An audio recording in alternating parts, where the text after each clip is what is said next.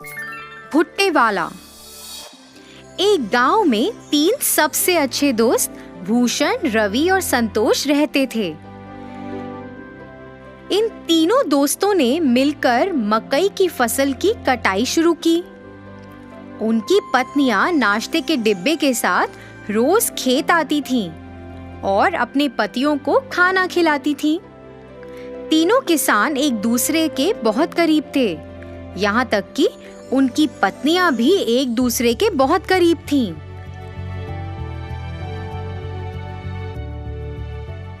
तीनों ने बहुत मेहनत की और बदले में उन्हें बहुत अच्छी फसल मिली। इसके साथ वे गांव के बाजार में मकई बेचने लगे।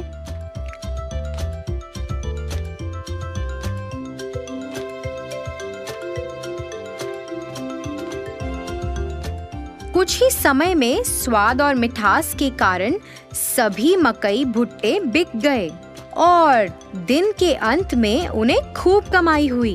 उन्हें जो भी मुनाफा मिलता था वह उस पैसे को अपनी पत्नियों को भविष्य में उपयोग के लिए दे देते थे। उन 3 दोस्तों के लिए फसल काटना, खेत में देखभाल करना। तीनों किसान अपनी दिनचर्या में व्यस्त हो गए। उनकी पत्नियां अपने दैनिक घरेलू कामों को पूरा करती थीं और एक साथ एक जगह बैठकर फिर गपशप करती थीं। फिर एक दिन रवि और संतोष की पत्नी आपस में बैठकर बातें कर रहे थे। फिर भूषण की पत्नी अपने गले में एक बहुत लंबी सोने की माला पहनकर आश्चर्यजनक तरीके से उनके पास आई। अन्य 2 महिलाएं उस लंबी सोने की माला को देखकर आकर्षित हुईं और वो भी वैसी माला खरीदना चाहती थीं। यह जानने के बाद कि भूषण की पत्नी ने अपने पति की बचत से सोने की लंबी चेन खरीदी है, उन्होंने भी अपने पतियों की बचत से सोना और साड़ी खरीदे और फिर उन्होंने ऐसा करना शुरू कर दिया।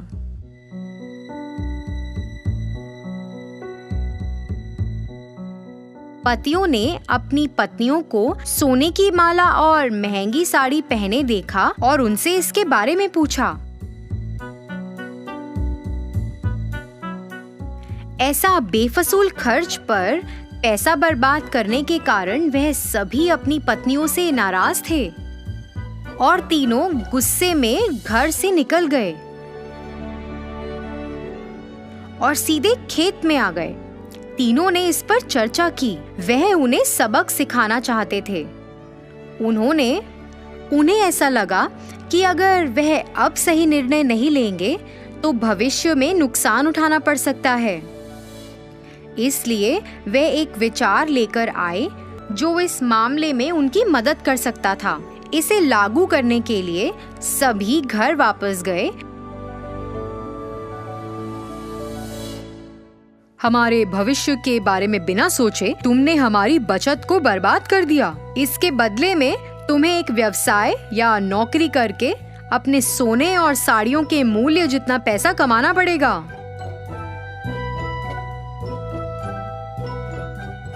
तुम तीनों आपस में फैसला करो कि इतनी बड़ी रकम कैसे कमाओगे और हमें अपना अंतिम फैसला सुनाओ।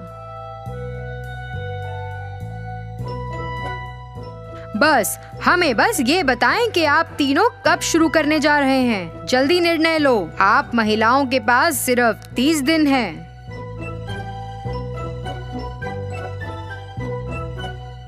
तीनों अपनी पत्नियों को समझाकर घर से निकले।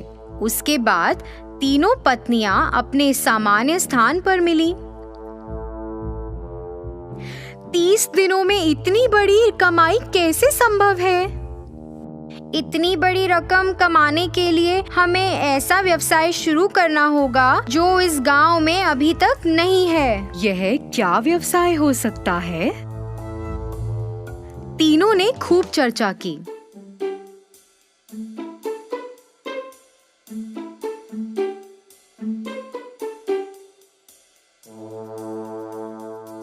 अरे मेरे पास विचार है। हमारे पति से सभी भुट्टे खरीदते हैं। हम 3 प्रकार के भुट्टे बेच सकते हैं। एक कच्चे, फिर एक तले हुए और एक वो जिस पर नींबू, नमक और काली मिर्च का लेप हो। अन्य 2 महिलाएं भी भूषण की पत्नी से सहमत थी। वे तीनों अपने पतियों के पास गईं और अपने विचार के बारे में बताया। उनकी बात सुनकर तीनों किसानों ने सहमति जताई। उस दिन से उन तीनों ने बहुत मेहनत करना शुरू कर दिया, जैसा कि उन्होंने अपने पतियों से वादा किया था। उन्होंने अपनी दुकान के ठीक सामने एक बोर्ड लगाया जिस पर लिखा था कच्चा भुट्टा 15 रुपए, तला हुआ भुट्टा 20 रुपए और तला हुआ भुट्टा नमक, नींबू और काली मिर्च के साथ 25 रुपए। एक महिला ने भुट्टे का छिलका उतारा, दूसरी ने भुट्टे को भूना और तीसरी ने भुट्टे पर नींबू, नमक और काली मिर्च का लेप लगाया। बाद में उन्होंने उसे बेचकर पैसे कमाए। हालांकि ये महंगा था, पर फिर भी लोगों ने उसे खरीदना शुरू किया। 2 दिनों में ही काफी लोग भुट्टे लेने के लिए आए। उस मीठे रसीले भुट्टे के लिए लोग लंबी कतार में खड़े होकर इंतजार कर रहे थे। दिन के अंत में उन्होंने भुट्टे बेचकर 6,000 रुपए कमाए। इसी तरह से यह 30 दिनों तक जारी रहा और उन्होंने लगभग 1,80,000 रुपए कमाए। 31वें दिन वे तीनों अपने व्यवसाय से कमाए हुए पैसे लेकर अपने पतियों के पास गईं। पैसे वापस देने के बाद उन्होंने अपने पतियों से वादा किया कि वह अपने व्यवसाय को जारी रखेंगी और कड़ी मेहनत करेंगी। इसी तरह तीनों महिलाओं को पैसों और मेहनत का मूल्य पता चला। उन्हें अपनी गलती का एहसास हुआ। उन्होंने पहले की गई गलती को कभी नहीं दोहराया। उन्होंने अपने पतियों के काम में हाथ भी बटाया। बहुत सारी कमाई के साथ वे नाम और प्रसिद्धि के साथ खुशी से रहते थे।